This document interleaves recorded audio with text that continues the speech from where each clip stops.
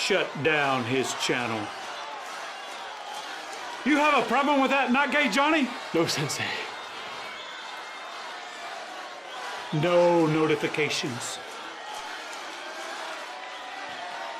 Oh, and sweep the leg.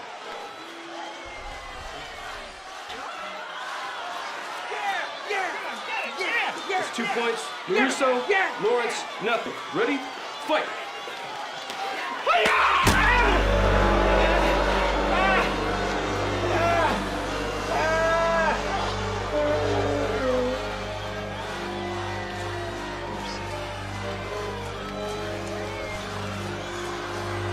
Yeah! Get everybody back! Beep, beep, yeah!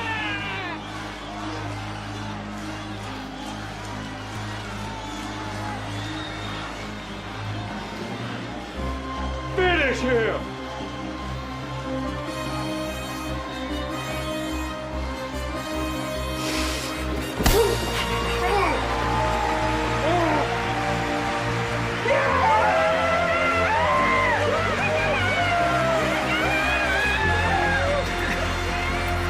Monetizing you in the morning.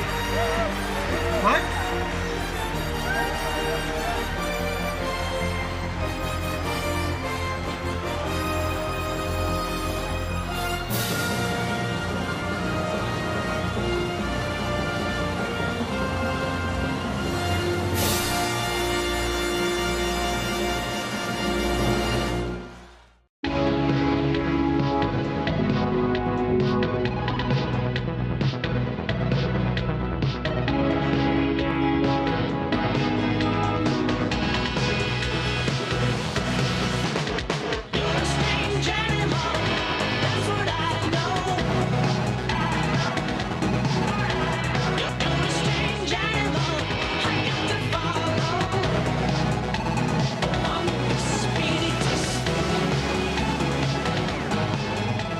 Called Authentic African Dance.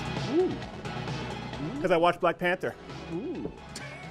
I think that's how they did it. Got your spear I'm and late to iPhone. the party. I finally watched Black Panther this week, for those who are not Mug Club members, and I thought it was so laughably bad at parts. I understand why some people liked it, but I'm sitting there watching going, hold on a second. Here's a lady in traditional African garb with a spear on a Tesla. I don't... It fits, come on. And I am upset that I had friends recommend this to me. All right, we have a fantastic show today. We have Mr. Brexit Nigel Farage on the show. Boom. Yes. We have Owen Benjamin on the show. Boom. Boom. And then we have Lauren Southern on the show. Kapow! And of course, the premiere people just saw a continuation of Mug Club Kid. Gonna be really good. Gonna be a really good show. And next week we have Ralph Macchio, the real Ralph Macchio, Really? on the show. A lot of people say, is it the Somebody real? told me that. Yeah, Ralph Macchio next week on the show. Gosh, that's gonna be cool. You're not invited. We're gonna have somebody else. He's gonna be in your seat. As a matter of He's fact. sitting in my own. Falling on hard times. Little bastard. I'm Right. And we're going to talk about, by the way, question of the day before we get in. Policy-wise, those who thought President Donald Trump would be a disaster, I had a bit of a wait-and-see attitude, but I will admit, policy-wise, I think I was wrong. I think the last week has been pretty damn good, the taxes. So I want to know, at what point do you admit that or do you say that you're wrong? Or what you think about President Trump at this point? Comment below. Also, we're coming up on 2 million subscribers pretty soon, so tell us how long you've been watching and listening, what it is that you'd like to see more, less, who knows. Producing with me in video studio, as always, is Jared, who is not gay. Follow my not gay Jared. Meet us, Crider, as long as we're not banned. With your Photoshops, your comments, your videos, a mural. Yeah. Mural is good, yes. But speaking of things you need less of, I'm going to be on the top of that list. I can guarantee you. I do not believe so. My naked ass. It's is going to be be my shekels from the Illuminati Jew meetings. my naked ass and then my face. Not in that order necessarily. I fulfill my legal obligations, right? You didn't let me finish the statement. Legally, I'm bound, drawing conclusions. And at G. Morgan Jr., he's a sommelier. For those who don't know, he's going to be going for. You were telling me the other day that it's actually really hard to become. It's hard to become a master sommelier. Only 2. Yeah, isn't it? Hey, Sven Computer, you ready with overlays? Oh, wow.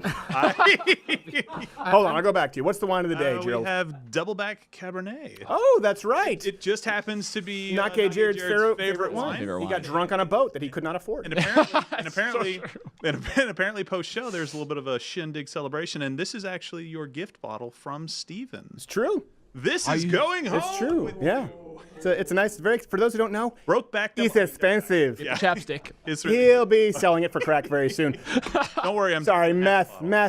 We have to get the racial stereotypes right. Heroin meth. bridges the racial Powder coat. divide. There we go. Sven Computer, you ready with the overlays? Beep, beep. I'm ready with the overlays. I have a big announcement regarding my social media, and that is that I completely deleted it. It's no longer there. Oh, well, that's healthy. That's healthy. And I mean, you can check if it's still there, and if you check it, that's not computer.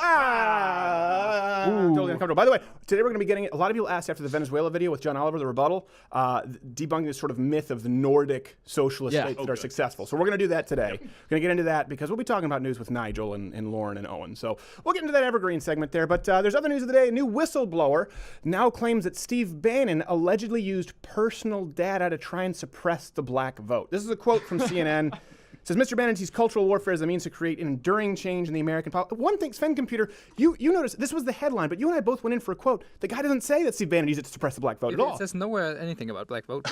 No, it says nowhere, nothing. It says nothing. Well, that's good. Oh, I must have misread that. No, I didn't misread it at all. They got it wrong because the data actually showed that would have been just as effective. Okay, Steve Bannon hiding in black people's closets. That would have worked better. That does scare me. Also, by the way, really quickly, this is the whistleblower, for those who don't know, in question. I am concerned that we made Russia aware of the programs that we were working on, and that might have sparked an idea that eventually led to some of the disinformation programs that we've seen and the interference that we've seen from Russia in American elections. Holy crap, it's a male lesbian feminist. How is that even possible? A Canadian hipster one, no less. I feel like a cosmic wormhole was created in a parallel socialist basement-dwelling universe. And I think you heard wah, wah, wah, wah, wah, wah, wah, wah, suppress black vote. Yeah. In there somewhere. Exactly. Okay, Jared, you said... Right? Yeah, I this. You can watch the whole thing. I encourage you to, yeah. No, going back to the bed thing, I had a friend who chastised his wife for having an irrational fear of sharks. And I said, that's not irrational at all. That's a very rational fear. He's like, no, she thinks they're under her bed. I'm like, oh, yeah, yes. There's a good chance. Like, that is irrational. That's highly irrational. There's a good chance, though, Steve Bannon is under your bed, suppressing your vote. Right. And sometimes he puts on a shark Not head. outside the realms of possibilities. He puts on a shark head because he likes to have a laugh. But seriously, though, whistleblowers, by the way, can be a real pain. We've actually, we've had problems here with in Laura. Whoa. Yeah, Sven Computer. Not get Jared's queer. Okay, that's not exactly okay. He is a queer. I appreciate it. Yeah, thanks for ratting on your fellow Lados. Wow. Soros. Have you learned nothing? Wow. They have hotlines for that, all right? You don't have to... Elon Musk, by the way, is back in the news. That's always a good topic to cover. We don't get anger with that. Because it's Thursday, Tesla data confirmed that the wrecked Model S was, in fact, an autopilot when it hit a truck at 60 miles per hour. Oops. Of course, quick to brag on it was Elon Musk himself, tweeting, what's actually amazing about this accident is that the Model S hit a fire truck at 60 miles per hour and the driver only broke an ankle. At an impact that speed, usually it results in severe injury or death. Timing, Elon. Timing. Geez. He went on to tweet, and especially when taking into account that it was a female Oriental AI robot behind the wheel, for which we have uncharacteristically low expectations. We're going to get hate mail. I'm so scared. I only drive 10 miles. 10 miles per hour. My little robot feet, no touch the pedal. I robot, why you gonna give me long feet? Why you bind my feet? I robot. My shoes are slipping in. Almost seems senseless. I need tighter shoes. Thank God I'm a learning computer. Wear phone book, I too short. This is not a Honda Cub. I go 6 miles an hour. Just because it's my favorite story of the week, a man in a local news story almost got his purse stolen, and he made really clear that he was not going to be giving up his Louis Vuitton bag. Hopefully we get him as a guest. Roll clip. Give me your bag. And I was like, you're not getting my Louis Vuitton. I worked very hard for this. I got my bag. You can pry it out of my cold, dead hands. The confidence is actually well earned when you realize he's a black belt in Tudo. So Oh. He looks like the guy who killed Versace. For people who don't want to watch it. He so loved that bag. If the next words out of his mouth were, I love this bag. I identify as this bag. Yeah, I would not have been shocked at all. I hate 20. They talked about how it has such deep meaning. It just means expensive. Yeah, it's expensive so you get to be catty with other gay guys about it. But I would like to have him on the show, absolutely. You think about a purse, if it's loaded, it's a weapon. So Russia, by the way, because it's in the news, we have to, because, it's a show, news, Russia. Thursday. $4 billion Crimea bridge, but they finished it. But Vladimir Putin, I said Putin. This is gonna be. We're gonna get fat. I'm gonna get so much hate mail for this. Oh, it's Putin, and he's a great man. He's led his country. You believe in the Western propaganda? He was real chill. He wanted to be the first to cross the bridge, but he was beaten by a cat. Cat got to it first. So That cat, by the way, was never seen again. Till he was fingered actually as a ringleader in Catbridge Analytica's Russian data collecting cat scandal. So that's, yeah. Oh, yeah. Here we go. 12 miles It's is nothing. almost like he thinks that he's above the law. 12 miles is not nothing. There's no doubt he was juiced. Yes, that's yes. 100% chance. At the very least, he was on EPO litter. They actually called Jared to come take care of the problem. He knows how to kill pets. This is true. Nake Jared has a long and storied history killing Being pets. Putin like this. Hey, speaking of killing things, a 25-year-old Texas man is in serious trouble after he was posing as a 17-year-old high school student in order to relive his glory days in the basketball squad. It's like High School Musical meets rape. So the real story from Dallas News: Sidney Bouvier, Gilstrap Portley. That's a bunch of names. Jingleheimer Smith. His name is my dates. Underage girls. Began the school year at Skyline High School. I want to make sure I get this right because a lot of moving pieces. There, he enrolled, claiming to be a Hurricane Harvey refugee. So necessary. A little late. Months later, he transferred to Hillcrest High School, where he dated a 14-year-old classmate and joined the basketball team. Of course he would. Yeah, it makes you feel good that that's in your own backyard in the United States. Lest you look down your nose at other nations. Of course, by the way, this is highly illegal, and once it was discovered, the school was preparing to expel him, pursue legal action. So he just slapped on a pair of tits and and went on to win the female state wrestling title. So all is well that ends well. The dude could still be dunking on bitches today if he did that in the first place. You just gotta do a little estrogen. Think about this, though.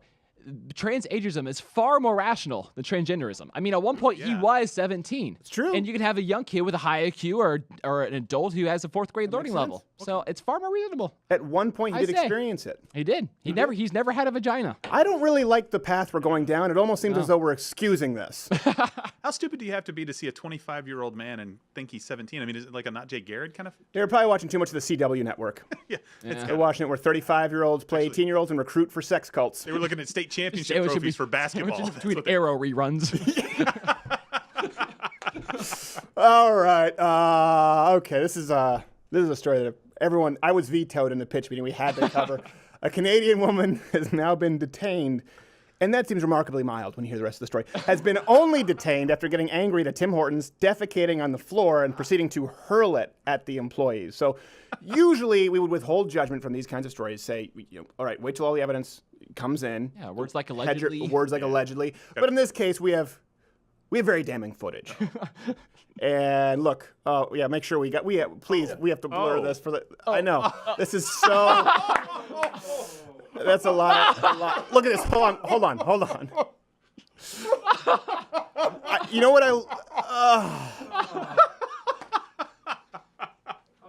What I find so crazy about that is for those who are listening on the audio version, she picks up the feces, she throws it, and then she grabs a paper towel, and because she uses that like a sling, and then she throws the paper towel. So this is not the first time she's done this. And by the way, for those who haven't seen the clip, I know we had to blur. That's some serious velocity on that. Drafted, said the rebooted Montreal Expos.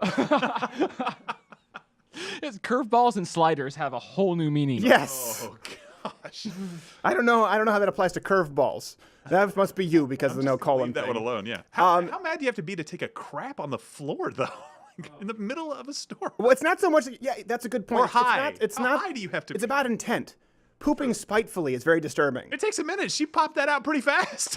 I mean, it's like she can do it on command. It's anger poop. Yeah. Tim Hortons isn't even that great, by the way, but the donuts are the Oh, come on now. You're giving us all work. That's Morning Grinders level, okay? We're better than that. All right. So, but actually, I think here to discuss, we do have to discuss. I always wonder also what happened to Jane Goodall. Apparently, this is Coco the Monkey. The movie, by the way, Congo sucked, which was loosely based on Jane Goodall. That's not true. None of it is true. I just wanted to make sure that we have enough time to bring on our next guest actually to discuss this issue. Really? Is the Prime Minister of Canada, where I was raised.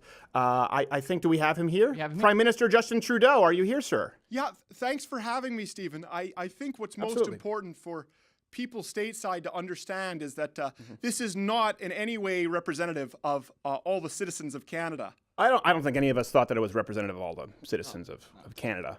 No, I don't think that's the issue. I want to extend a hand of grace and understanding to our oft maligned and misunderstood shit-throwing community. No, see, I don't who think have that's been a vibrant and rich addition to Canada's people kind. I don't think that's an actual subset. That's not a community at all. Stephen, I found that contrary to Yeah. your approach in the United States, here in Canada, conflict is not our first course of action. And I don't know the upbringing of this young Canadian lady in the Tim Hortons. And until I've walked a mile in her steamy shoes. No, see, but it could not be less relevant, her upbringing. And what this I is the think problem. This is why of how we as Canadians have failed Again. See? our shit-throwing community, Steve. All right, listen, Prime Minister Trudeau, this feel is...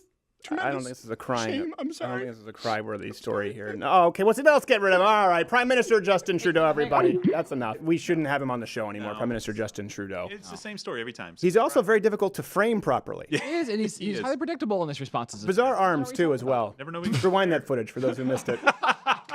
Find an Easter egg. We apologize. There we go. Okay, so no strong opinions on that, on the flinging feces? No? All right. No. Okay, so let's get to this. We got a lot of feedback on this. We've talked about this for those who are not Mug Club members in the Daily Show quite a bit, this idea of the Nordic socialist model. Yeah. Right, we hear this quite a bit. And this was used, well, they keep moving the goalposts, and that's what's important here, right? We hear socialism's worked. So now we hear, well, places like Venezuela didn't do socialism correctly, right? Even though they were being praised not long ago by Sean Penn and politicians. Everybody on the left, and Bernie essentially. Sanders. So they keep moving, and they say, well, hold on a second. The Nordic countries, we should model those. And don't take my word for it. When I talk about democratic socialism, I'm not looking at Venezuela. I'm not looking at Cuba. I'm looking at countries like Denmark and Sweden. Is it really possible for someone who calls himself a socialist to be elected president of the United States? Well, so long as we know what democratic socialism is. And if we know that in countries in Scandinavia, like Denmark, Norway, Sweden, in those countries, healthcare is a right of all people. In those countries, college education, graduate school is free. In those countries, retirement benefits, childcare are stronger than in the United States of America. Okay, a couple of things. So we're going to get to actually the Danish Prime Minister who said, that's not true. Pointing at me. But I think it's important, okay, Marley was dead to begin with, is people need to understand that these Scandinavian countries, they don't owe their success to socialism. They actually became very wealthy, first off, under free market economies, and then later imposed, by the way, in some forms. In some ways, they're certainly further to the left of the United States, but in other ways, we'll get to, like corporate tax rates, not even close. But later on, after they built their economy, imposed some high taxes and large welfare states. So for instance, 1870 through 1936, Sweden was the fastest growing economy in the world. But after 1975, when the Swedish started expanding the welfare state, its economic growth started to crawl.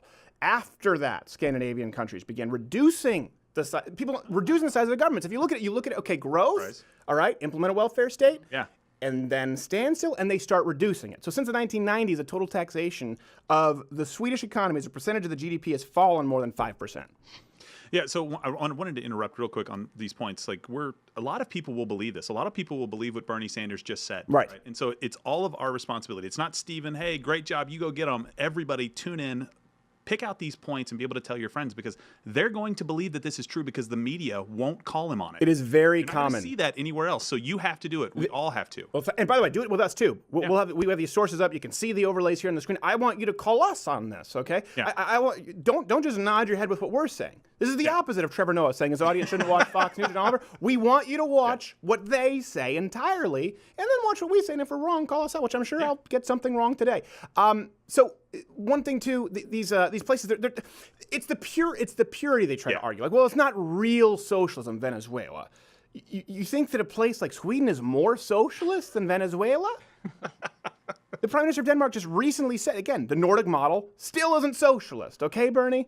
Socialism involves abolishing the free market, returning the means of production to the people's government, like in Venezuela. That's what social. So this is one thing that people often do. This is the bait and switch, right? They go, well, it's worked in Nordic countries where they have socialized health. Hold on a second. That's not socialism if there's one thing.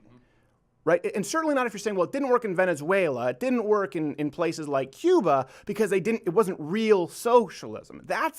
Again, the importance here is the consistency of standards. Okay? They're mostly free market economies in these Nordic countries. Literally riding the coattails of capitalism. Yes, exactly. It's almost like then they have to either collapse or get back on the coattails of capitalism. Well, something that's very surprising to a lot of people is even though they have very high income taxes for individuals, okay, corporate tax rates for businesses are mostly, as a general, significantly lower than the United States.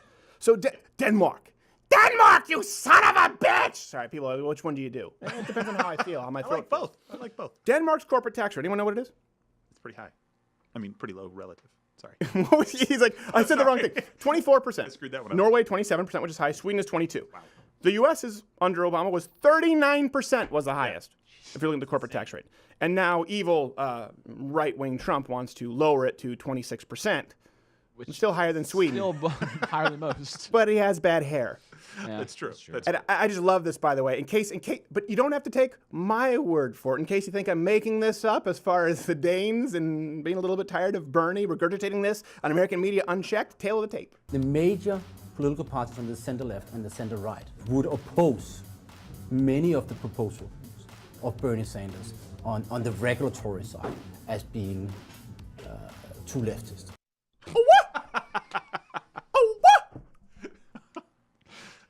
And I'm going to take what dead Johnny Mathis Don Lemon has to say. Again, this is the last corner where they point to. We hear this all the time. They go, oh, well, what about this country? We talked about the Sven computer.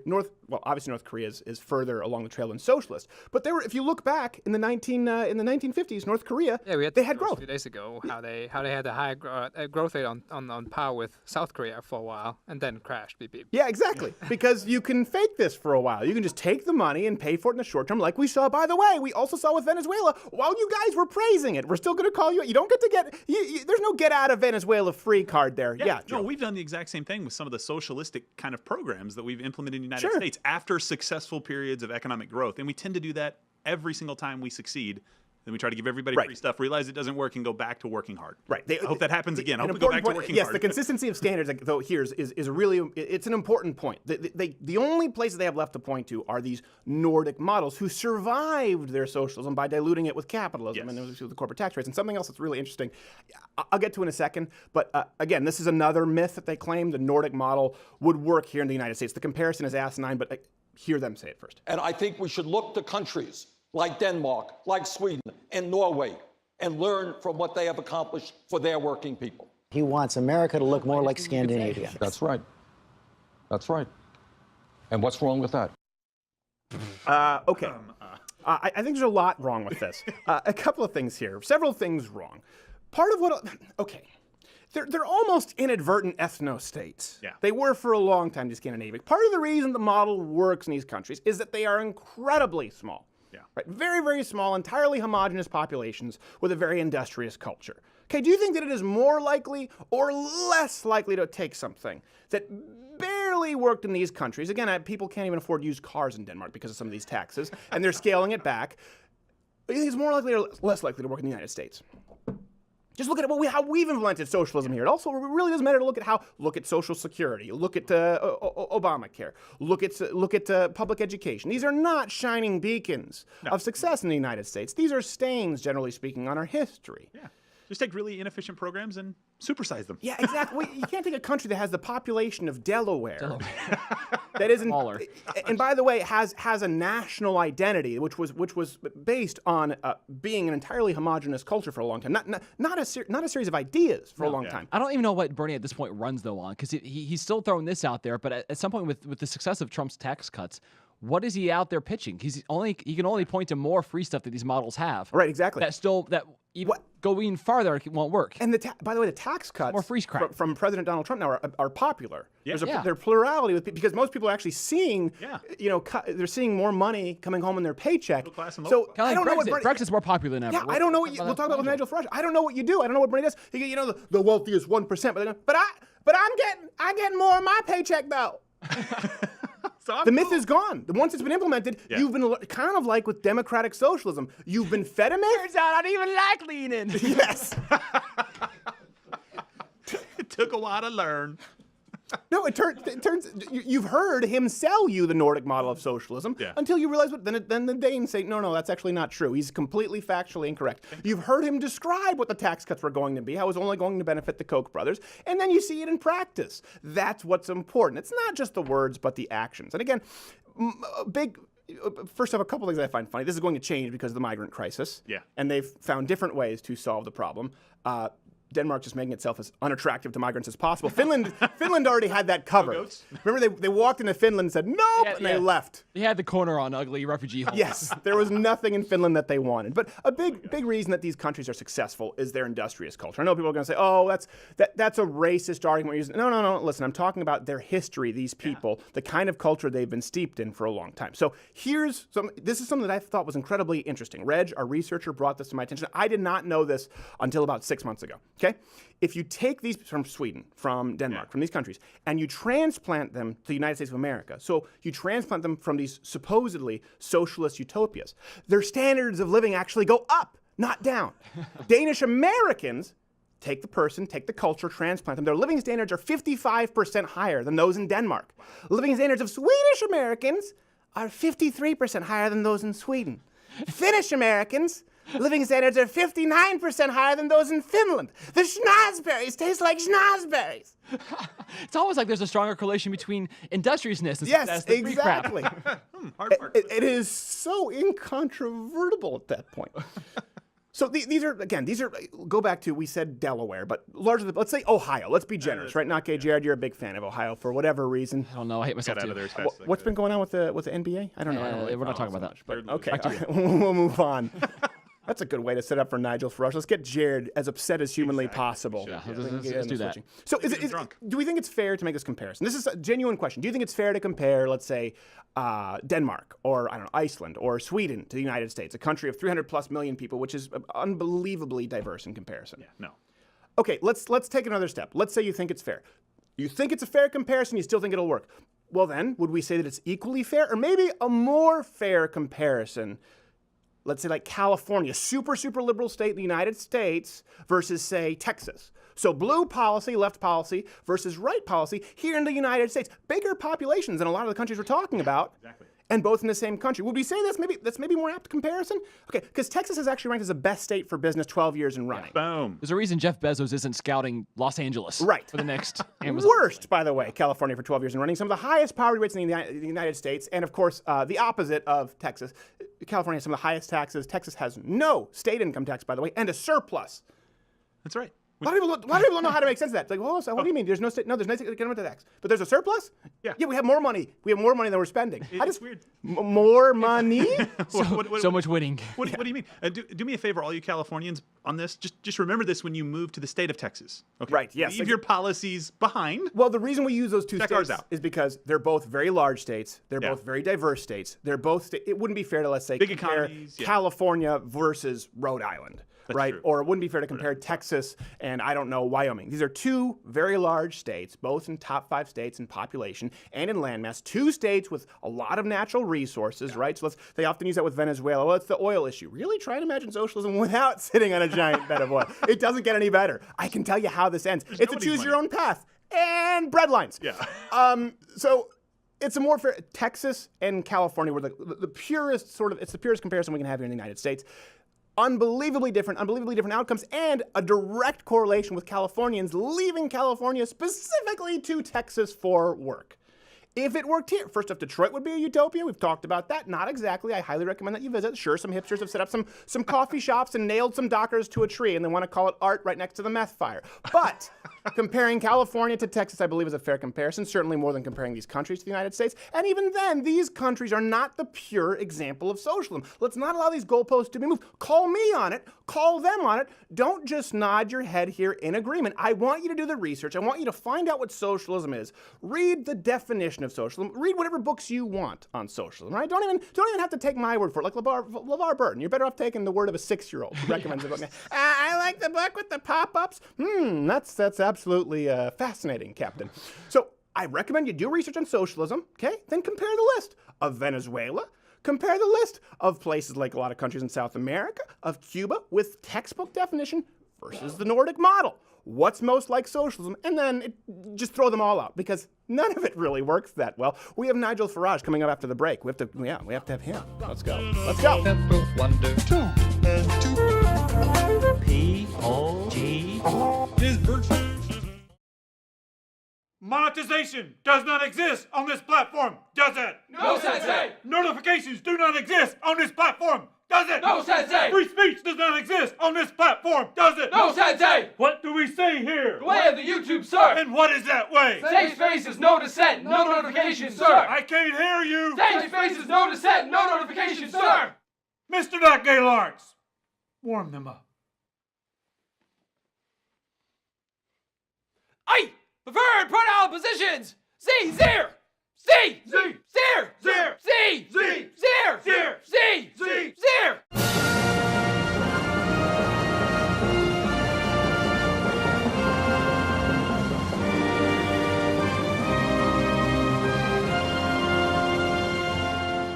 Today I didn't even have to use my AK.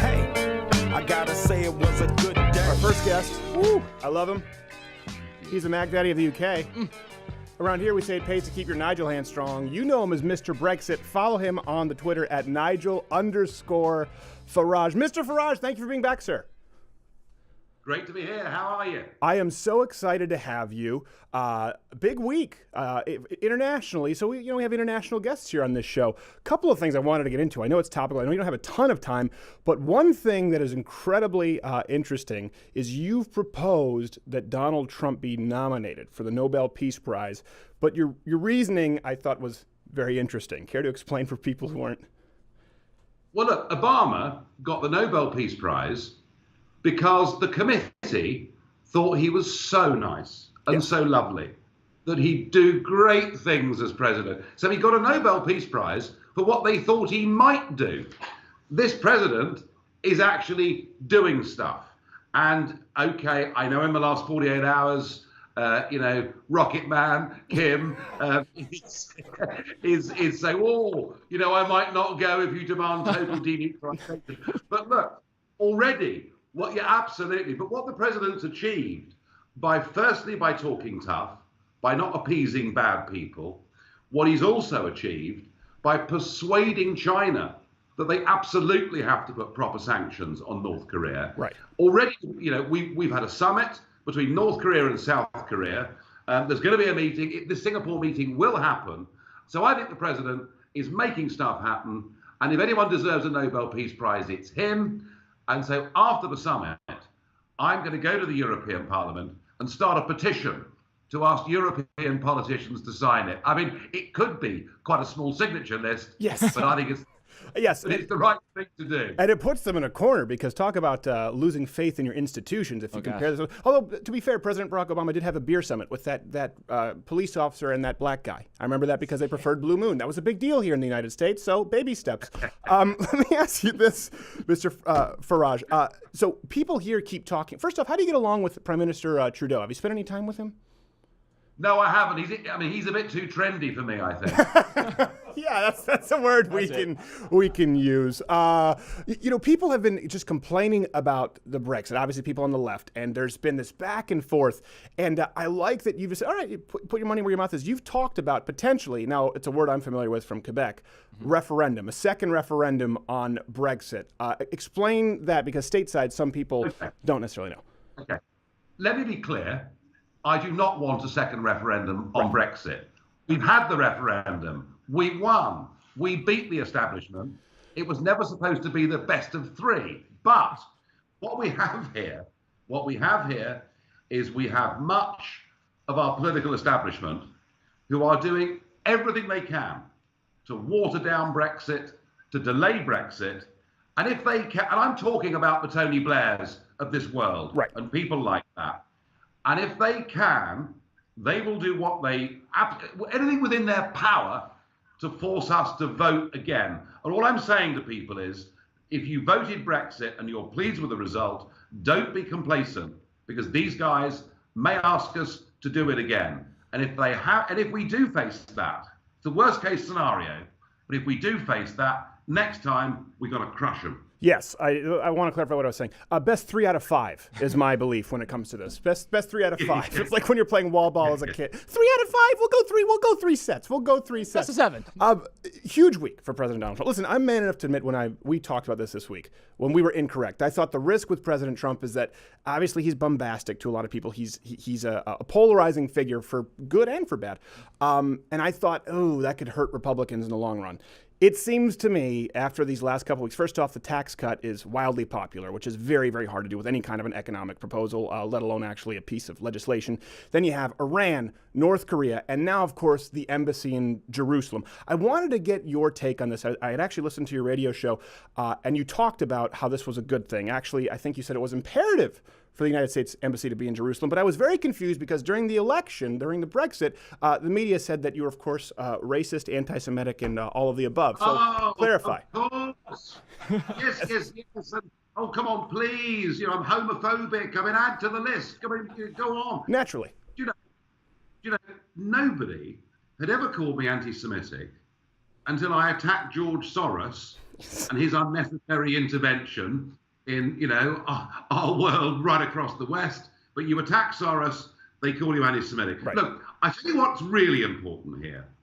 Trump stood before the American public and said, I will do this, this, and this. I will break the Iran nuclear deal. It's not working. I will not just say, as the Bushes did and Clinton did and Obama did, that I'll move the embassy to Jerusalem. I will actually do it. Right. And the really important thing about Trump is that what he is doing is he is genuinely restoring voters' faith in a democratic process. He's delivering what he said he'd do, and all the others on both sides of the pond make promises to get votes without even having the intention of putting those things into practice. So I admire him hugely for it. And as far as Jerusalem's concerned, well, that line's now moved. Any future negotiations have to work on the basis that Jerusalem is the capital of Israel. Exactly. That's how it is. And if people don't like it, sorry, listen, we had elections. The guy delivered on his promise. By the way, he delivered, like you said, on Obama's promise. So just consider it. Clinton's promise. Just consider it a belated promise delivery from President Obama. Let's give him that one. Just like they're saying that, well, the tax break, they're going to hurt you 10 years down the line as it gets more popular. You might see some savings in your paycheck now, but 10 years down the line, let's just chalk this up for President Obama. 10 years down the line, Jerusalem embassy. Final question, Mr. Farage. Let me ask you this. We've talked about this quite a bit. Now, being raised in Canada, I have a lot of family in Canada. And you have two different points of view, right? That Donald Trump has hurt our standing abroad as far as how we're seen as Americans, respected. And then you have another point of view, mine, where we talk about Iran, Kim Jong-un, and actually seeing power through strength here. What is your opinion on that internationally? How do you think people view the United States right now? Well, look, we had 8 years of Obama, who, as I say, was given the Nobel Peace Prize, was treated by the British media as the second coming of Jesus Christ, this wonderful man who'd arrived and who put down red lines in Syria, which once they were crossed, he didn't respond to. And America's status across the world shrank within the course of those 8 years. What has stunned people about Trump's presidency more than any other single thing is right from the moment he got off that aeroplane in Riyadh, Saudi Arabia, his first overseas visit, is the way that he's carried and conducted himself on the world stage. Do you know, when he was in Beijing, walking around the capital of China, he looked so at ease and so confident, I thought he was about to put a bid in to buy the place. That's comfortable. I wouldn't be surprised if he did. Well, when he's finished as president, there could be Trump, Beijing, you never know. Yeah. But no, honestly, he's achieved amazing things on the world stage. And when he speaks, people listen. And I think they also know Trump does not appease people. Yes. If Trump says, you're a bully and I'm going to stand up to you, those bullies swallow hard and say, this is one president who perhaps means it. Yeah. As a result of all that, America's standing in the world is far greater than it was when he took office. Well done him. I will absolutely agree with that. Sometimes he almost doubles down where someone's like, well, I'm really not a bully. And sometimes it's justifiable. Like, well, he's not a bully. And Trump's like, no, he's a bully. I already decided. To be fair, the second coming of Christ with President Barack Obama, I hate to fact check here, but it was misleading with the verses and revelations talking about him being raised in Indonesia doing cocaine with his college professor. It's very, very easy to get that confused with the end times and make a false prediction. Mr. Nigel Farage, Nigel_Farage on Twitter. Thank you so much, sir. I know you're busy. Appreciate you taking the time, sir. Thank you. And we'll be back after this with Owen Benjamin, Lauren Southern.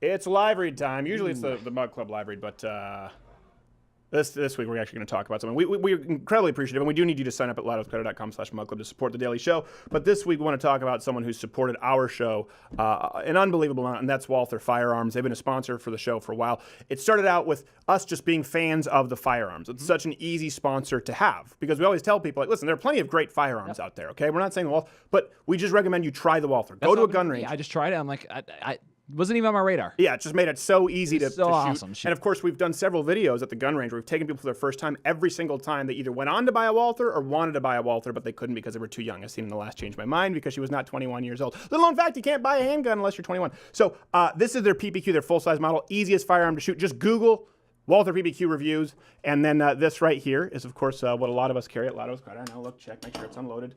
That's the PPS, of which I'm a huge fan as well.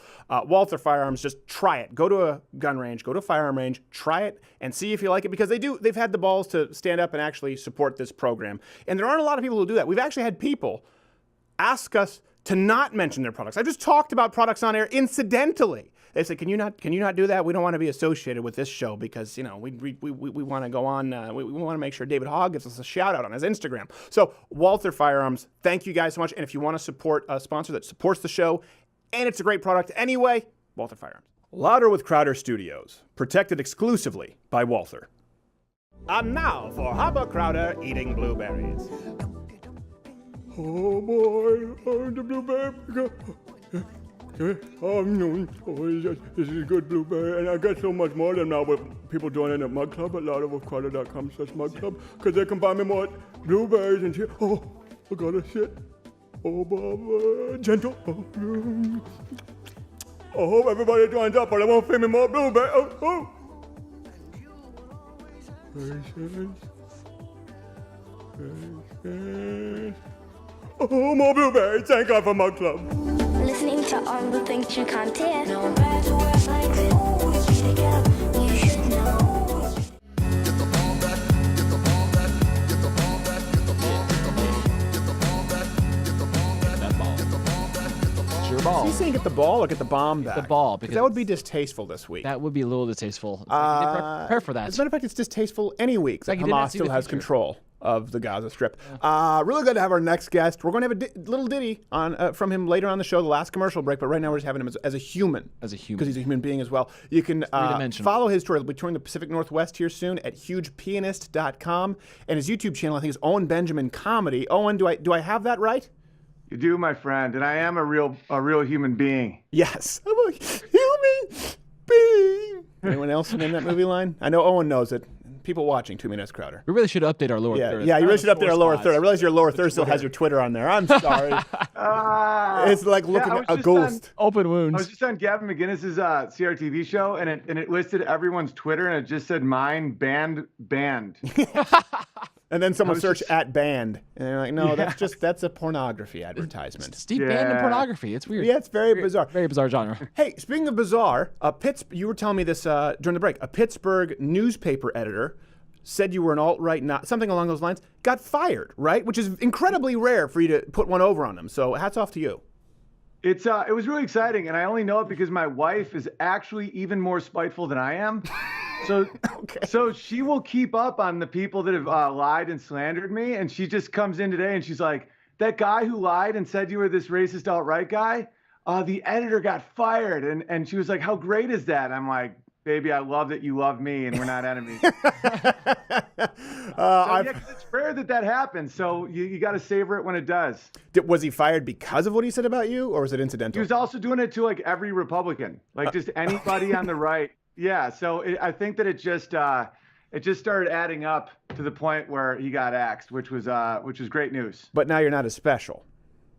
I'm not, I'm not as special, but I am starting to think that the news may be lying to us. Yes, I think they might be misleading. Kind of like we spoke about earlier. I know your song later is about Palestine. 50 some people dead in the conflict. Listen, loss of life, tragedy. But then you look, it was 20-something. I think were convicted terrorists or suspected terrorists. That's what we call bad. I mean, at a certain point, and then why were babies there to begin with? Everything about bringing, everything about bringing your baby to inner city Detroit there, Owen, leaving it on a liquor store corner. No, I feel weird when he's in like the rain. To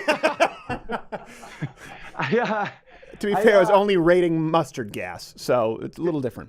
Because in law, you have to factor in intent. And this is what I found so interesting about, because you never know about the Middle East. It's been a mess for a long time, but I was watching it, and you see like Western media, like New York Times, and they're like, all of these people want is to be neighbors and peaceful. And then you see like these crazy Palestinians be like, no, we want to kill the Jew disease. And they're like, no, that's not what they really want. And they're like, no, all of them and Christians, like, that's what we want to do. And I'm like, they're telling us what their plan is. Right. So many disease. I don't think you know what you're. No, we feel pretty good about it. Yeah. Do you want me to pull the room? Hold on. One minute, Paul Krugman. Should we sleep on it? No, we're good. No, we're good. This is not a sleep on it kind of issue. Naparita. It never changes. They were tweeting about it. Like Hamas has like a Twitter handle that's like, if you retweet 100 times, we will blow up Jew for you. It is. Well, by the way, at scary guy. Not necessarily the dialogue you'd hear from an alt-rightist. I don't know, alt-writer? Benjamin. Yeah, I don't even know what that is. I don't even know what alt-right even means. Yeah, I'm not entirely sure anymore either. They've tried to use it to mean like it's basically they want everyone to think that all alt-right people are Ed Furlong from American History X, pre-redemption. Oh, right. But I don't know. I don't know what it means anymore either. It seems like it's been so. This is what the left has done, right? They've diluted it so much it doesn't mean anything anymore. Just like they've screamed the Trump sky is falling for so long that no one believes it anymore, and it makes them bulletproof. It makes people like you bulletproof. No one's going to believe them anymore when they say that Owen did something shocking and alarming, which you probably will do.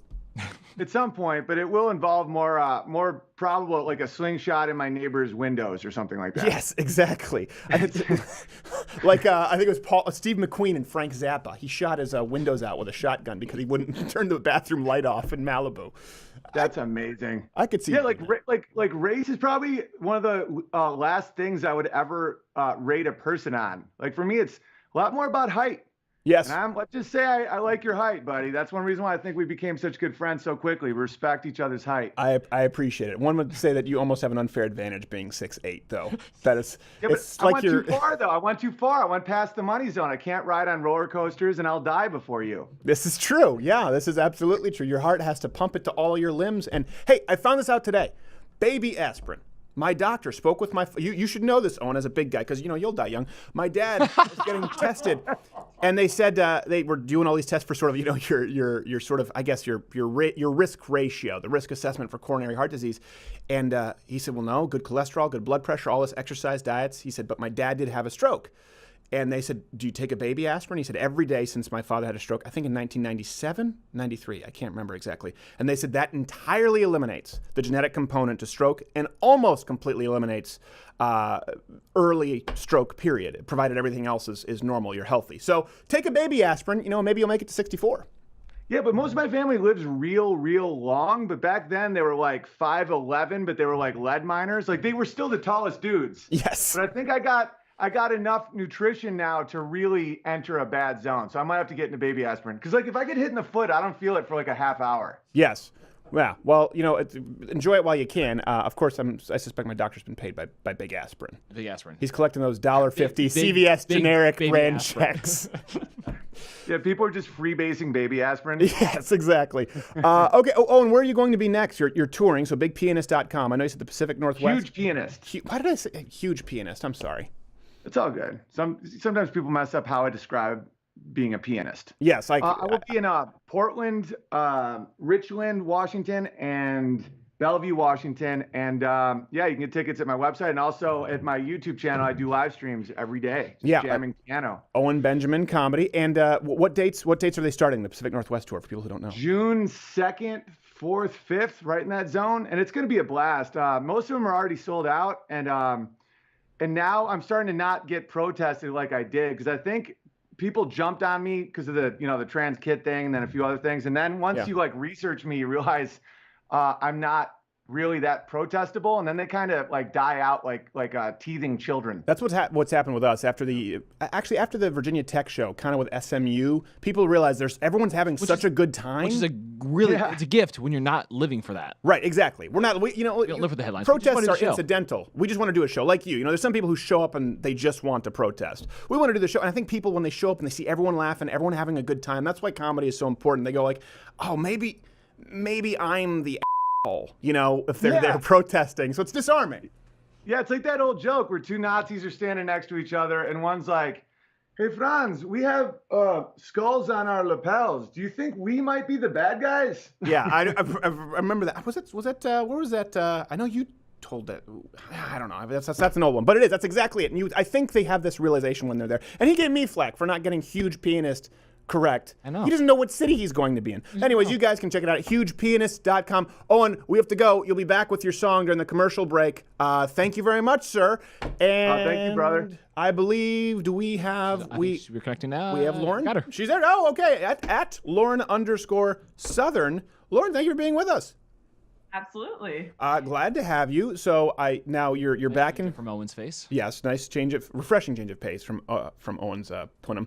Now you're back in Canada because you're not allowed in the UK, right? I have that correct?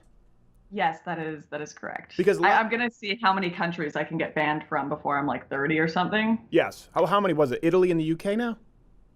I'm not banned from Italy yet. Working on that though. I have trouble getting in. Okay. I'm gonna try to verse Brittany Pettibone at it. We'll see. Okay. So, all right. So now, is it all of the UK? Yeah, it's all of the UK. So I can't even. Oh wait. So there's kind of an alliance against you, really, with the. That's so much cooler than me. I'm just banned from a few select movie theaters. This is true. Yeah, and in Ohio. Yes. Yeah.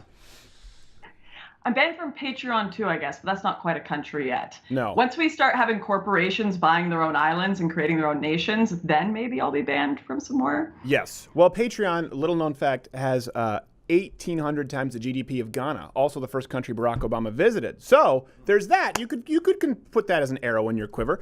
You'll probably be banned pretty soon because you've been doing this film called Farmland, right? I wouldn't go back to South Africa. So even though I'm not officially banned, right, I've been getting calls from people saying, do not go back to South Africa, whatever you do. But yes, my film Farmlands, it's been a nightmare getting it done in the background. People are like, where is it, Lauren? Where is it? But it will be out this month, 100%, on the crisis going on in South Africa with the farm murders, the crazy anti-white policies coming from the ANC, and just the overall chaos, drought, and nightmare that South Africa is right now. Yes. Okay. Well, so you're not going back to South Africa anytime soon, but I don't know that they would necessarily have you. We'll call that one a wash. For people who don't know what is going on here in South Africa, citizens are taking tactical training themselves. I know you've talked about this, and it's in your film Farmlands, and I appreciate that, by the way. It's going to be. She's not pulling an Anita Sarkeesian. The film should actually be completed. It ran into strong woman hurdles, overcomes them. She jumps over them, like Bruce Jenner before he was Caitlyn. Used to be known as following through. Yes, used to be known as follow through. Now they're arming themselves. They're learning to protect themselves against. This is something that people miss: government-backed marauders. As a Canadian in a country where it's very difficult to obtain firearms, or certainly the Second Amendment is very foreign to them. How did you relate to this, seeing this in South Africa, and did it ring some bells for kind of thinking stateside, the Second Amendment, and how important it is? Yeah, so it's actually extremely difficult to get firearms in South Africa as well. When we played the trailer for Farmlands, we had some footage in someone's window and it was showing firearms on the wall, and I was worried because tons of people were like, Lauren, you're trying to exaggerate. Those are just paintball guns on their wall. Those aren't real guns, which is true. Most of the people buy paintball guns so they can stock up with pepper balls and everything for self-defense because they can't get real guns. We met up with a woman You wouldn't know that seeing the videos with South Africa. But just in general, that'll only piss them off. That's why Trevor Noah got the hell out. A government-backed marauder on crack. I don't think a pepper paintball is going to do it. But sorry, continue. Yeah. So people try to defend themselves in all kinds of ways with electric fences, paintball guns, the rest of it. And for the few people that can get guns, which they are desperately trying to get them now, yes, they are practicing self-defense because the government has basically given a free-for-all for the Bantu blacks to take white land, which important thing here for people to understand. The Bantu blacks, which are the tribes that run most of the ANC government, are not indigenous to the land. The Khoisan natives are, and the Khoisan natives are not getting any of the land from white people that is now being redistributed by the government. So there's an all-out attack on white people right now for their land. The government has said, go ahead, take it. In fact, we're going to go in and forcefully take it. And the Boer people are training with whatever they can get. If they can get guns, they're using that. If they can get paintballs, most of it is just for self-defense purposes. Go back there and tell them not to use the paintballs. I would tell them, be better off just sharpening pointy sticks than paintballs. They'd be better off trying to find an Acme Ambil that they could hit a button and drop on somebody. That's a more realistic expectation than fighting these people off with paintballs. Work for Rwanda. That's actually a really good point. There's this one girl who I met with, and this will be in the documentary. She runs one of those paintball studios who sells stuff to the Boer people and to people who just actually want to go paintballing. Don't use the pepper. She actually has a time in her head. She's like, on Thursdays at about 4 p.m., people come in and break in with guns. She's been beaten with a pipe a couple times, had to go for serious psychological, just kind of... That'd be legitimate PTSD, not a feminist had a conservative show up at their conference like yours truly. Legitimate PTSD. Exactly. You hit with a lead pipe, we'll give you that one. Exactly. She has serious PTSD, but she talks about it so nonchalantly. She's like, yeah, at about 4 p.m. on these days, they come in and rob me. Right after we interviewed her, 2 days later, she had another armed robbery occur, and she's now moving out of the country, sold her paintball shop. But there you go. Can't do much defending yourself with paintball guns against literally having your place broken into every single day. It's bizarre. I want now I kind of want the pepper paintballs just for next time we go paintball. I shoot it right in your mask. It would be like Michael Caine using the anesthesia in his mask and the Cider House Rules to fall asleep. Just breathing it in, your eyes watering. The last time I went to paintball was not very fun. I could have used a pepper paintball. That's true. These guys were wiping like it was their job. Let me ask you this. This actually relates to, obviously we've been talking this week. We just spoke with Nigel Farage about this. The embassy in Jerusalem. It's these completely unrealistic standards. Not only unrealistic, completely inconsistent standards. Why do we not hear... I know why we don't hear. That's sort of rhetorical. But isn't it remarkable that we don't hear from the left here where we're talking about gross violations of human rights? Let's remove the race portion from the equation. Just violations of human rights. Same thing we're talking about Hamas, who have it in their charter, the destruction of all Jews. We were talking about this when they were at the wall planting mines. They go, look, these babies were killed at the wall by Israel. Why did you bring a baby to a war zone? They're so tone deaf. On Vox, they released a video about the history of Palestine and Israel over the fight over Jerusalem. They're showing footage of them throwing junk at walls and exploding things and with the sympathetic tone narration over top. I'm like, are you watching the same footage you're showing? Yeah, I know. I don't think they understand. It's just, for example, if we were in the States and we, as Hamas, started putting rockets or a nuclear arsenal, obviously they don't have nuclear weapons, in grade schools or in churches, of course they would be furious. But we lose our minds over clear backpacks. Yes, over clear backpacks. Why do you think it is that there is no talk of South Africa? Because there's a comparison there from the left where they say that Israel's an apartheid state, which it's not. Why do you think you're the one who has to make this film? Well, there was plenty of talk about South Africa during apartheid era, which obviously there were gross human rights violations. Then obviously they had laws that specifically separated whites and blacks completely, whole Jim Crow style stuff. Right. But as soon as that was taken away and the Rainbow Nation narrative was sold to everyone, Nelson Mandela has created this nation where it's going to be a perfect communist progressive utopia. Left kept with that narrative, and as things started to degrade, the rand started to go down in value, crime started to go up because they stopped enforcing the laws properly, and of course the South African government has introduced quite literally anti-white laws. Of course the left isn't going to talk about that because that is not sympathetic to their narrative. Right. It's frustrating how obvious and predictable this just repeated behavior from the left-wing press is. And there's been a few pieces that have come out about me and my documentary on the Root and Vice, and all of them are saying this myth of white genocide. And I've never even called it white genocide in my documentary. I've just said it's genuine policies against whites. They like to blow up what I say and make it sound like a crazy alt-right narrative, which it's not. It's just purely facts that's going on the ground. Right. So the only coverage I've seen from this has been smearing these poor farmers who are not political people. They're not right-wing or left-wing. They're not nationalists or anything. They're people who have literally had crimes committed against them, have family members tortured, and the left-wing press has no interest in talking about it whatsoever. They don't want to humanize white people. They just had an article come out in BuzzFeed that said how white women use strategic tears to get what they want. What? Maybe some people are just sad and it doesn't matter what skin color they have. Maybe some people are just oppressed and it doesn't matter what skin color they have. Yes, that's true.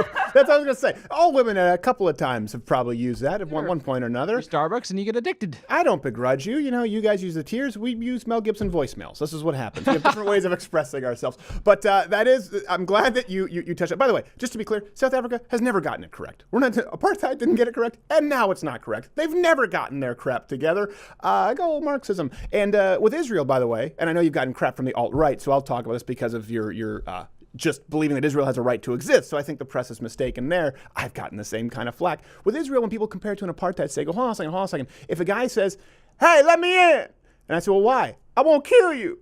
And I don't let him in. It's not because he's black. It's because he said he wants to kill me. That's the apartheid state we're talking about with Israel. It's not so much the melanin, so much as the loaded gun aimed at me through the window.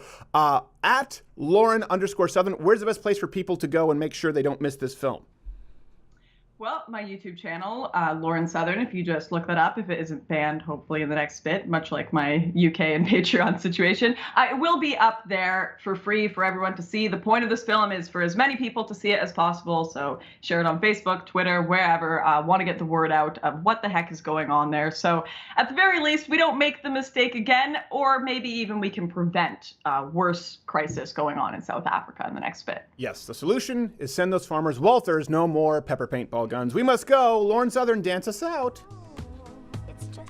There you go. Look at her.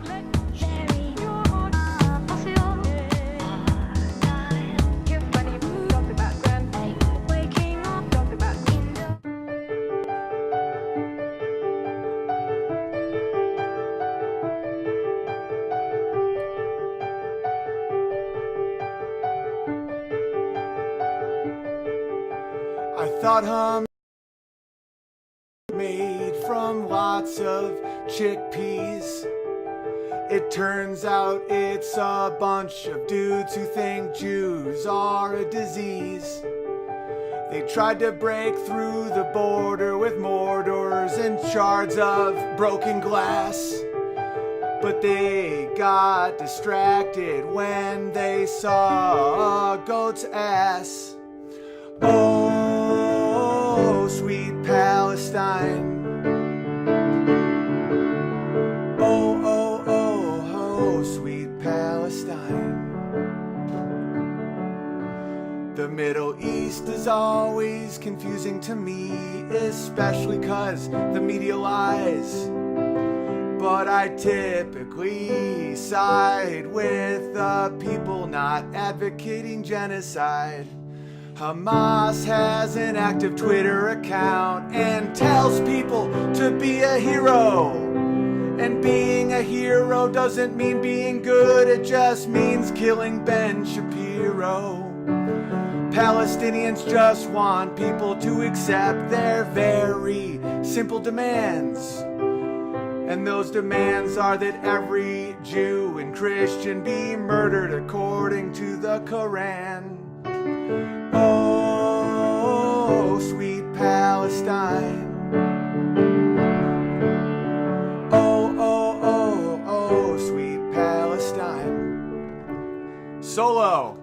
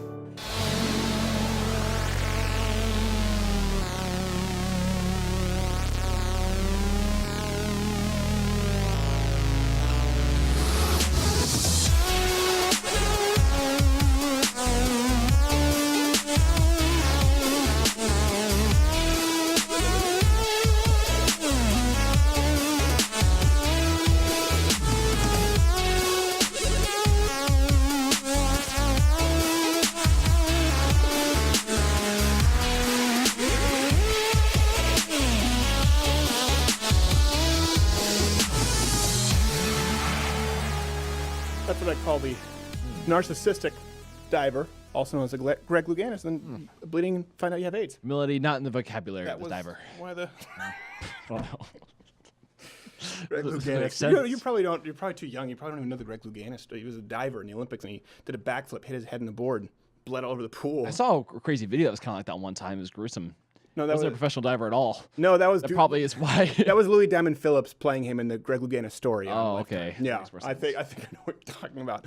Thank you so much, Nigel, Farage, Owen Benjamin, and Lauren Southern. Very much appreciate them being on the show. Next week we have Ralph Macchio. I know on Thursday, and I don't know. We have an awesome lineup on next Tuesday, week. And we have a Colin Monday. If this goes through, we have another Change My Mind on Israel coming up here next Tuesday. We're not entirely sure because we're waiting on a location, but we'll see, and we will keep you posted because that's one that a lot of people have requested, and also one for which many people have asked that I be killed for my Jew money. Sure. You had a point that you were making earlier today, actually, as we were going through the pitch, which I thought was important and interesting. I've been thinking about the Denmark thing, and you were surprised by it, and I was surprised by that they live at higher standards of living, 59% higher in the US, which is insane. Yeah. And I think what's funny about that, we talk about industriousness. Your values and your work ethic and your culture play such a huge role in the success of anything, a family, a cult, a country, a city, your economy. And the left can't talk about that. No. Because all cultures are equal in value. Right. It's a discussion they can't even have. Yeah. We can't even address it. It's a good point, and it's one that we... And it's to the detriment of those of cultures that could use some guidance, right, to figure things out and fix some stuff. Isn't that ironic? Because they talk about being progressive, but you can wipe out a civilization by just allowing the degradation of culture. It just takes one generation. And that's actually funny that actually I'm a little worried about that. I know everyone says this with their generation, right? Kids these days. That being said, at some point there is a tipping point. At some point there is an actual kids these days. So you always do kind of wonder if you're the kids these days or your kids are the kids these days. And I was actually watching. Spot them. Yes. And I was watching the killing of you saw the OJ story. The true crime. The next one was the killing of Versace. By the way, Westworld sucks this season. A lot of people got mad. It's terrible. I loved season 1. Westworld is please not waste. After episode 4, I tapped out. Every single shot was a slow-mo shot. And the reveal is like, okay, this one's a host. We get it. It's a robot. Please move on. Back to the Ed Harris story, which is the only storyline that has any loose ends to tie up. Anyway, Westworld, terrible. But I was watching The Killing of Versace, and I was watching it with my wife. And I'm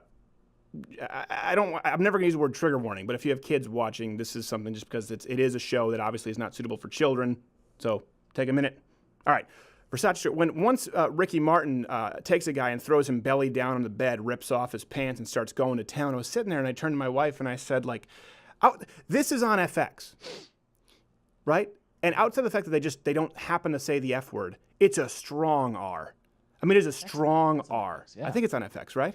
I don't know. Sounds right. It's on a network. It's not just a Netflix or Hulu show. No. And point blank shots through the head. I remember seeing that for the first time, being shocked as a kid. I think it was Saving Private Ryan, actually, whenever I was allowed to see it because it was a war film. Now you see it gratuitously all over the place. And I know everyone complains about these things later on, but it really is at a point where we are spiraling that drain really quickly. And I do worry, listen, I'm an adult, I can handle it, and I don't think that it inspires school shootings, but I do worry about my future kids. My wife and I said we can only ever watch anything in our bedroom away from them first to make sure that it's okay. Well, yeah, not it's everything so bad. in life is subjective. Like we have empirical data on a lot of things that determine success and the well-being of a culture, if it's full of filth and bad Westworld episodes that talk about bleak Westworld. But here's the thing. It's not the Yanni Laurel thing. It's not just a matter of opinion. Right. How you see something. We have data. We have information. It's not good to expose children to these things young. Yeah. It's not good to expose children to things that are hypersexualized, hyper-violent. But as long as they don't say the bad words. Yeah.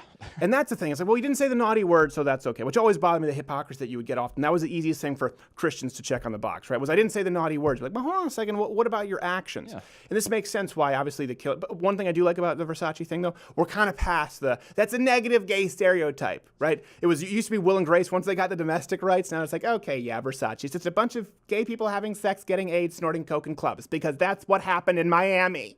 You want us to lie about it? No, thank you. I'm glad that you guys made that, because now we can do the sketches we want to do. So it is well done. It's a well-done show. I'm not taking that away from it. But I am concerned when I watch these things, and I don't know the kind of world that my kids are going to be raised with. And I think that everyone out there, even if you're a secularist, I don't care what religion you are, you have to look at this and go like, gosh, that's pretty rough. I don't know if I want this dancing across the screen when my kids are raised. But it's about words versus actions with the left. I highly doubt the people from the far right are the ones creating the killing of Versace. Just in case you were wondering. I don't think they'd be allowed to make the far right mafia. Yes, if they pitched it and they happen to have a voting record of ever voting for a Republican senator, like, nope, we're not allowing you an EP credit on this. There's no way we're getting away with that one. We work by killing people off and denying blacks the vote. Yes. South. And busing people and by giving them free sandwiches. And it also brought me to this other point. We kind of were talking about this today. So talking about actions. Owen Benjamin, Lawrence Southern, Nigel Farage. What do they all have in common? Guess on this show. Really good looking. They're all good-looking people. Yeah, Nigel Farage has that sort of rustic charm. Yeah. I can see it. Mm-hmm. I can see it. Sometimes I feel attracted. And the guy is... Picture. Talk about being an alpha in the room. When the guy just walks in the room, it's like my body is almost availing itself. Like, what is happening? This guy is just... I'm straight. But Lawrence Southern, banned from England, the UK. Mm-hmm. Owen Benjamin, banned from Twitter. Banned from Pittsburgh, apparently. Not a bad place to be banned from. Nigel Farage. Obviously, they tried to ban him. I don't know if it was Canada. They've tried to ban him, and he's persona non grata on the media. All of these people have faced serious, severe discrimination, have faced serious backlash, have taken some serious hits, some dents for their views. And again, if we're talking about, you think that maybe these people are just profane, you think that maybe they're just wrong, they're horrible human beings. Okay, but then I ask you, is it worse than what they express? Is it anything worse than what you'd see on Westworld? Is it anything worse than you would see in The Killing of Versace? Is it anything worse than you see Don Lemon, dead Johnny Mathis, expressing that night on the news? I would say no. Lauren and Nigel certainly aren't profane people. Owen, if you go see a show and it's a late show and he's had a couple blue moons, he can go around the bend a little bit, but it's not mean-spirited. The point is, again, they have the wrong opinion. So we're in an age with culture where, first off, we've eliminated actions, right? Your actions don't define, it's the words that you use. And that's one thing, and that's why words keep being taken away. We just retroactively had an old meme from Facebook. Did you see this? Removed. No. It was 2.5 years old. Which one? It had the word tranny in it. Hopefully they don't comb through our video catalog. They said it's now retroactively a violation of our hate speech laws. And by the way, it wasn't even anti-transgender at this point. It was a harmless punchline. Imagine if Facebook went back to like the first century, like their machines of filtering and going back and retroactively pulling things would just explode. You know what? If Facebook could just go back to MySpace or Friendster. Yeah. I mean, that's the thing. These words keep changing. But you know what? Actions, people's hearts, people's intents, those don't change. And that's pretty easy to see. And that's one thing I would say to people out there. If you have to determine what matters to you. Like you said, cultures aren't all equal. No. Look at Japan. Very industrious. They do really well. But tiny plummeting Japanese bodies from every skyscraper. Yeah, it's like highest suicide rate. Chinese Mary Poppins. That's not just karate. Whole life, Japan. Okay? You got to get your life in balance. The work is good, okay? You give us some cool technology, but it's no good to you if you're falling out a window by the time you're 52 years old. So there is a difference. You can look at it statistically. And there is a difference in how people live their lives, the culture that you have within your own family. Before you get to this is why family matters, the nuclear family. Mom, dad, kids, right? If you're a kid, you want a daddy, you want a mommy in the house, you want them still together. That is far more important than putting some more money into a local public school that's failing anyway. It determines your level of success. So before we get to federal government, before we get to state government, before we get to municipal government, it is governed by yourself. As for you in your house. Socialism is like that claw machine where you think you just put one more dollar in, you're going to get it. Right, exactly. Just one more dollar. And think about this for a second. Think about how you live your life. Think about the difference between your culture, the culture between your house and your neighbor's house, the culture between, Owen Benjamin, Lauren, Nigel Farage's house. Why do you think it is that they are getting knocked so much? Now, if you think it's just because they're asses, if you think it's just because they have the wrong opinions, and so they rightfully should be banned from all the places where other people who express equally controversial opinions, certainly more hateful opinions, are allowed. If you think it's just because of their opinions and you disagree with their opinions so you want to remove them, fine. There's no convincing you. I'm not going to fake anymore like we need to find common ground. We don't have common ground. Move along down the trail and go watch something else. But if you don't think that they deserve to be banned simply because of their opinions, why do you think they're getting banned? Why do you think they're taking so many hits? Why do you think a writer and an editor in a Pittsburgh paper doesn't want Owen to be able to perform there because of sold-out shows? Why do you think the media hates Nigel Farage? Why do you think Lawrence Southern's not allowed in the UK? Why do you think Italy hates? Do you think it's because they are always wrong? Or do you think maybe it's because if you do something important, if you do something worthwhile, you're gonna have to take some shots? And that's one thing I know we've talked about this before, but I did get an email this week from someone, you probably know who you are, in a college. And this is nothing new, asking about well, what do I do if I'm in college and I don't want my teacher to? Here's the deal, if you want to pass, you want to get a good grade, keep it to yourself, okay? But it's also nearly impossible to do in 2018.